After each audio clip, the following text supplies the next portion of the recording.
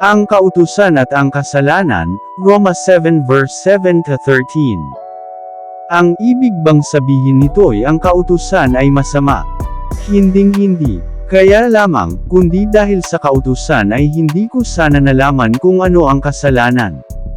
Hindi ko sana nalaman kung paano pagnasaan ang pag-aari ng iba kung hindi sinabi ng kautusan, huwag mong pagnasaan ang pag-aari ng iba.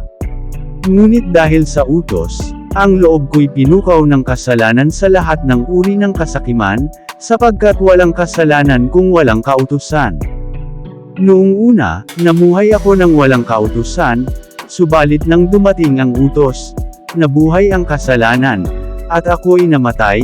Ang utos na dapat sanang magdulot sa akin ng buhay ay siyang nagdulot sa akin ng kamatayan.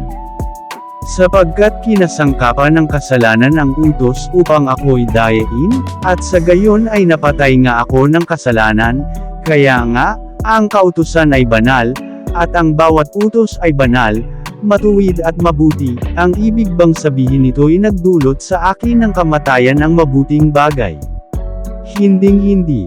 Ang kasalanan ang pumatay sa akin sa pamamagitan ng mabuting bagay.